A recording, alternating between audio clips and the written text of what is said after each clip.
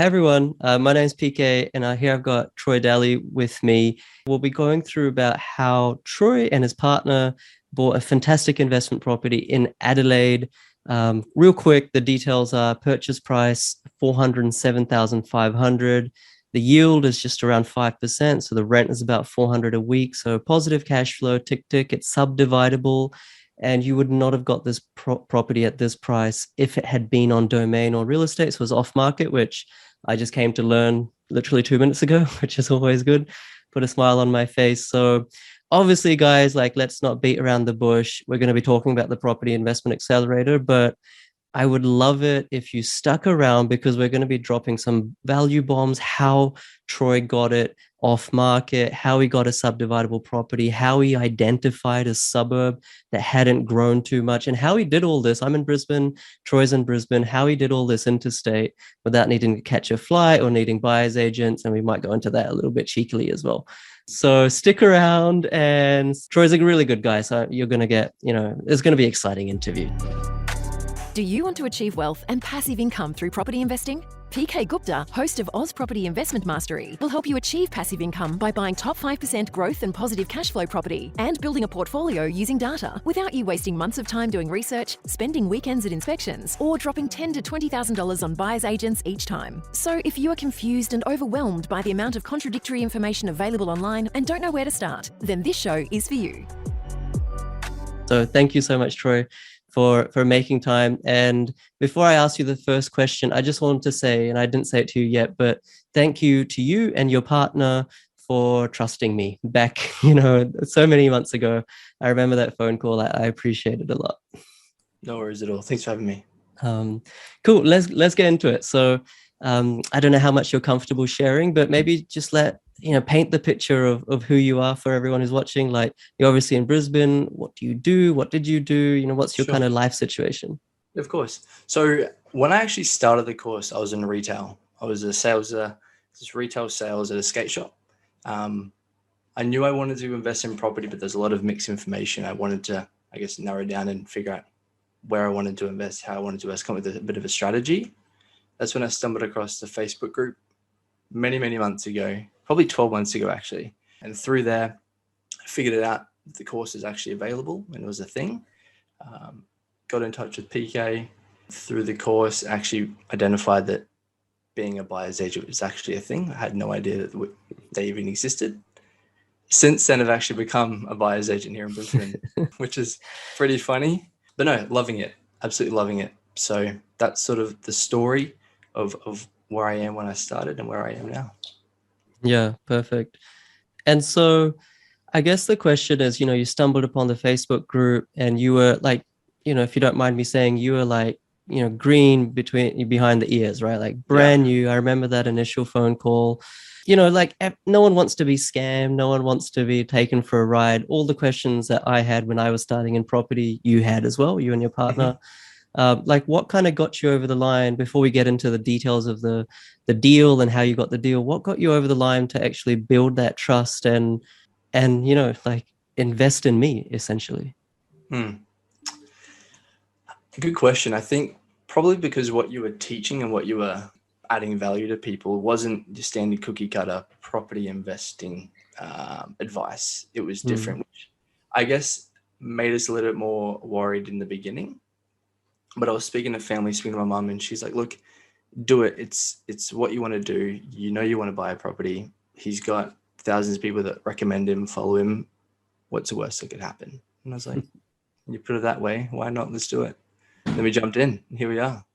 Yeah, I'm glad you did. So let's sort of get into the details. I mean, most property investors, they don't even end up buying a property, even if they want to, because of fear and lack of education.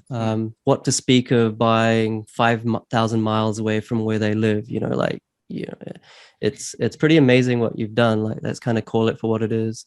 Yeah. Just what tips or what tricks can you reveal or can you teach people that are watching right now on how to buy interstate and actually build the confidence to do your due diligence, make sure the photos aren't fake online, all that kind of thing with the real estate agents, have that relationship, how to actually do all that without catching any flights, Mm. given you had never invested or bought a property before in your life? Yeah. I think it all comes down to relationships, not only with agents, but also your team in general and the team you want to build. Property managers to help you along the way as well. They're going to be on the ground inspecting the property for you. And you touch on this in your course. But yeah, certainly relationships with agents, they're going to give you access to things that aren't necessarily going to be on REA or on domain. And I think being honest with them around what your, not necessarily goal is, what you want to get in a property, whether it be 3-bed, 1-bath, 3-bed, 2-bath, whatever the case is, they'll keep their eyes open for that property to pop up. And it was actually funny. Paige's parents were like, are you going to actually buy a property that you've never seen? And I was like, and to add to that, we're going to buy a property on the other side of the nation. And they're like, why? And I guess trying to educate people that have the mentality of buy your own home, smash the mortgage down, that'll get you to financially free. I was like, I want to do things a little bit different, and I know it's going to work because there's evidence out there. And if I back myself and Paige backs me, I know it's going to happen. So yeah. The biggest tip is relationships, 100%. Yeah, no, for sure. And you're very lucky, I would say, that you have a partner that backs you, like you just said. That's like half of the hurdle kind of, overcome, which is really good to hear. And so Adelaide is like, right now at the time of recording, it's probably the hottest property market in Australia. It's growing like so quickly.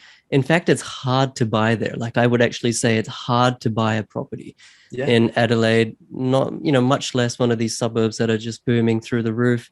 You found this one on the north side of Adelaide that hadn't grown as much of its peers around it. How did you find the suburb? Like what gave you confidence that this is the right suburb? Because, everyone has an opinion of where to buy. What gave you confidence? And then I want to hear the story that you haven't shared with me yet about how you actually found this property, because very interesting story, apparently. Yeah, no, it is interesting. But originally I was looking in, I guess, the northern pocket for quite some time. And we offered on probably about 10 properties along the course of until it came up to buying ours. And then I was like, let's actually just give it a second. Let's revisit the suburbs. And at the time we're looking at, I don't want to mention them, but particular suburbs. And I was like, surely as people get priced out of here, they're going to look further north or further east, wherever the case may be. And there was a little suburb that just wasn't getting the attention that others were. And lo and behold, that's what we bought. And we managed to score it off market, which was awesome. Now, the story about it is the agent that we bought the property from, I actually bought a property for his grandma here in the Sunshine Coast. So that was... You did? Yeah. Oh, so nice. my principal and I bought a property in Coolum for her. And then off the back of that, we just stayed in touch. And then there's one day, he's like, I've got a property in X suburb. Would you be keen? And I was like, it ticks every single box. When can we buy it? It was pretty much the conversation. It was actually funny though, because the owner was a little bit unrealistic around price initially. He said to us 450. I was like, there's no way. We're not your buyer, unfortunately. We left it. He then came down to 430.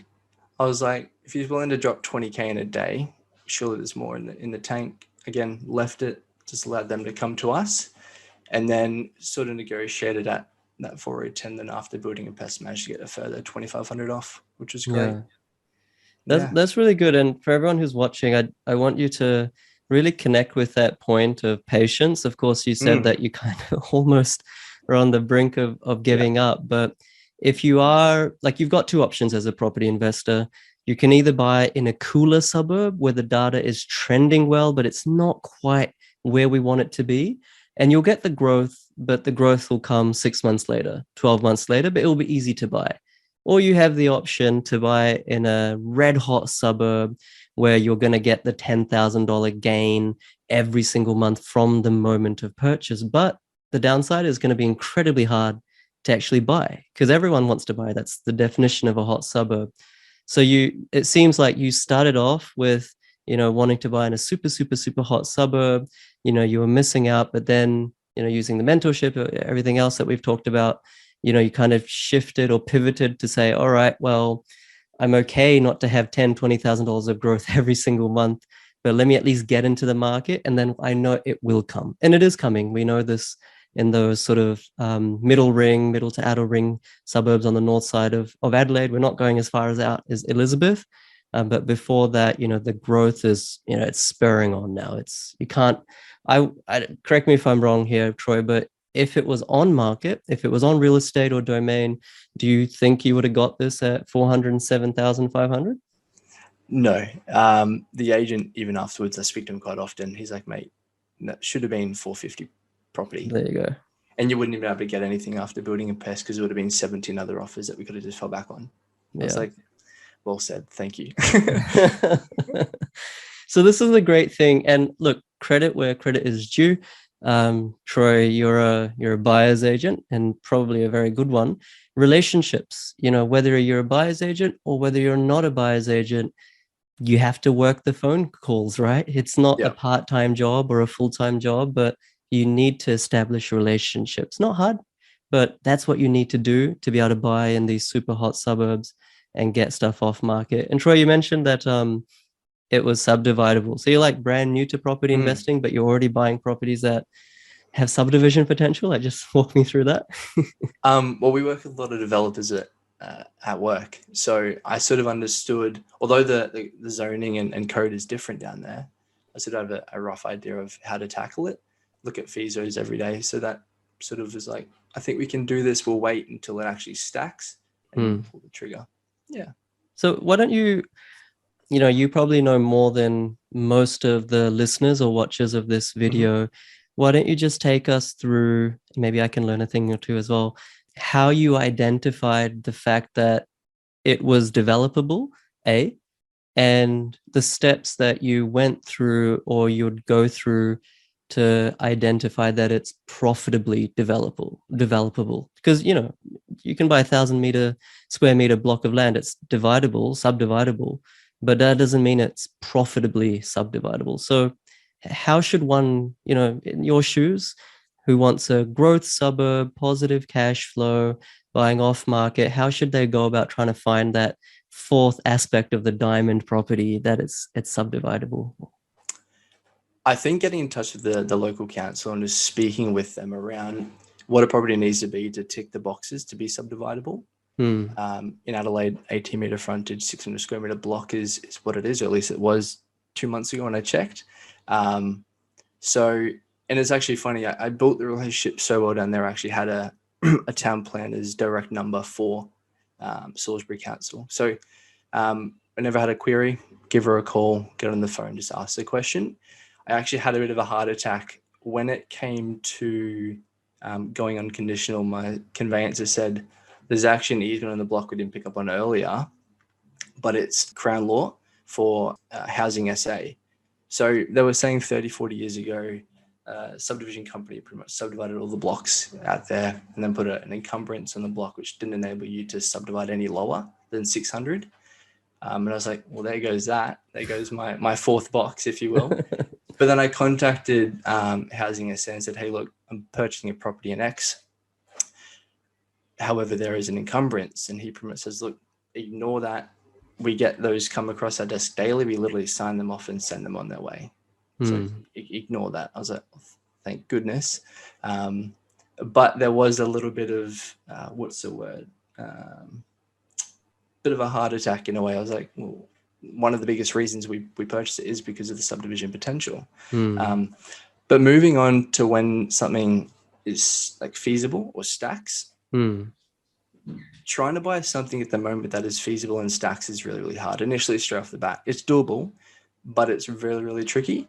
A lot of the time, developers will buy something, at least us, we're not developers by any means, but we're buying for the long term, knowing as property prices increase, we're already seeing it already, something on a 300 block just sold for 450 or 460.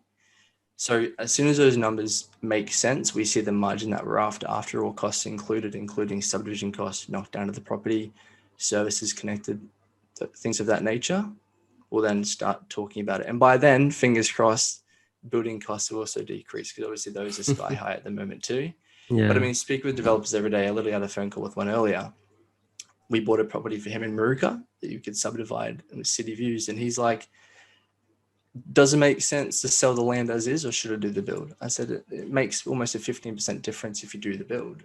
Mhm. ran into the fee zone. He's like, okay, awesome. So it is a numbers game. It's literally what property investing is. It's a financial game. And if you understand that, you're pretty much fine. Yeah. Yeah.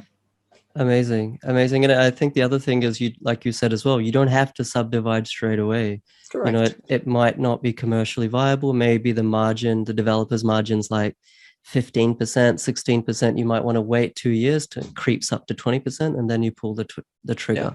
Yeah. That's really good insights. And just while you're saying all that, it's just, it's kind of sound weird, but I'm like super proud of you, because it's like even the vernacular that you're using is completely different to our first phone call. Yeah. I'm so happy. You're set up. Like, maybe one or two last questions. You're super young, Troy. Used to work a retail job, as did I, many times before. We kind of have to hustle in our early years. What's the kind of advice that you would give to other people who are maybe even in their late teens? I think my youngest client, 17, or in their early 20s, mid 20s, they see this kind of housing affordability crisis, and they kind of resort to the fact that they'll never get ahead financially. Whereas you were the opposite mindset. What's the kind of advice, practical tips or advice that you would give to someone who's not on a huge income? It's not like they're on a 200K income, but wants to get ahead. There'll always be suburbs, no matter the price point, that you can invest in, but also don't listen to dream crushers. There'll be people out there that'll be like, don't invest in property. It's bricks and mortar decaying in the sun, costs too much money. There's a lot of people that will pretty much just hone you and say, don't do it. They'll say, put it in stocks, put it in X, Y, and Z. It's a much better way to do it. And in some ways I agree, but there's a difference in investing in a property. It's a lot more secure. You look at the trend line, it's constantly been going up for many, many, many, many years.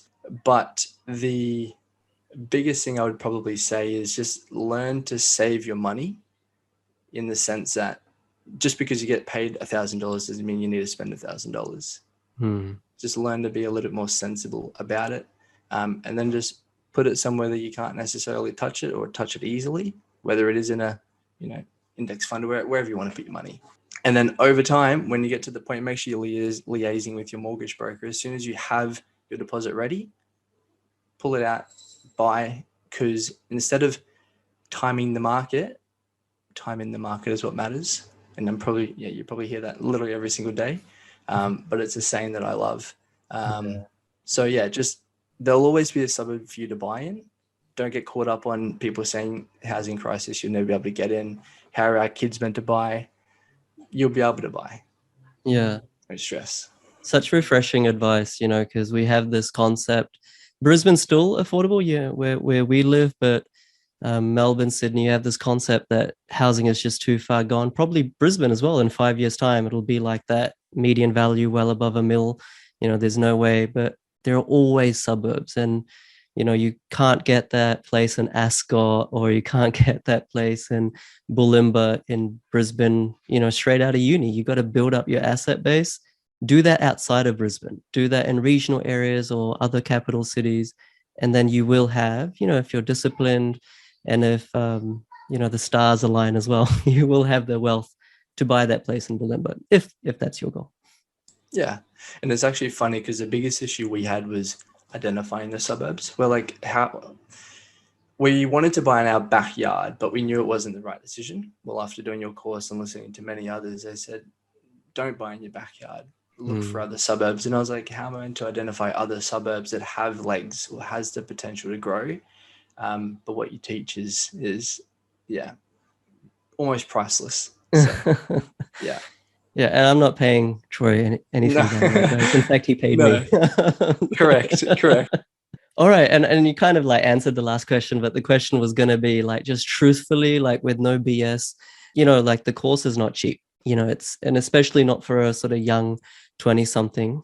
Did you think it was worth it? What would you say to someone who's sort of on the fence, thinking like, this is my deposit money. Why am I going to give $5,000-$6,000 on a course mentorship program when that same money could get me, a little bit of a better house? That's my deposit money. what would you just say to someone who has that mindset but still has no idea where to buy, what to buy, how to buy, everything that you've achieved?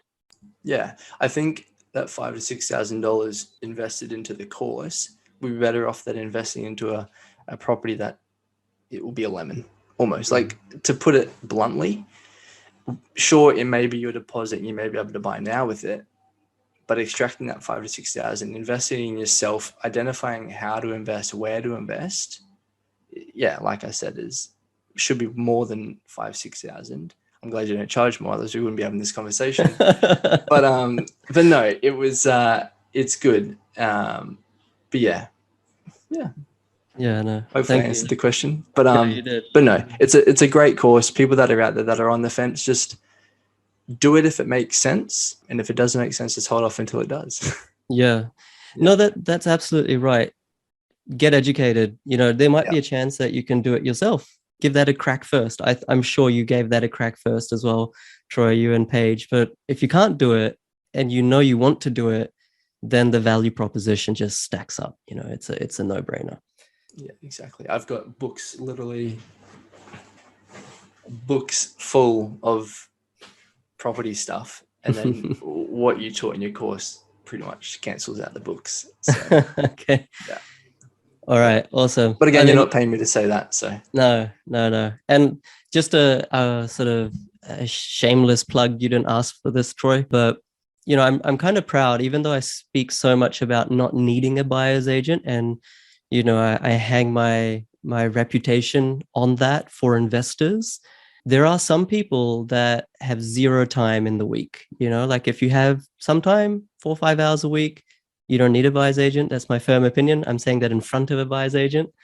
But if you don't have time or interest, then don't come to me. Go to a buyer's agent. And Troy is I'm super proud, because it's a really good example of someone who's sort of, you could say, knew very little about property investing, educated himself through free sources, then did my course mentorship program, is now a property investor and also a buyer's agent focusing on Brisbane. Yeah, I just wanted to be completely impartial and just express how, I think we have 40, 50 buyer's agents through the course now. And that's actually something I'm quite proud of. All right, Troy. Well, thank you for making time. Just to reiterate, but through the course, positive cash flow, high growth, under market value, off market, and subdividable, interstate, without catching a flight, without using a buyer's agent. Hats off to you, sir. Thank you, mate. Appreciate it. Cheers. Thanks, Troy. Thanks, everyone. And good luck in your property investing. Catch you later, guys. Bye.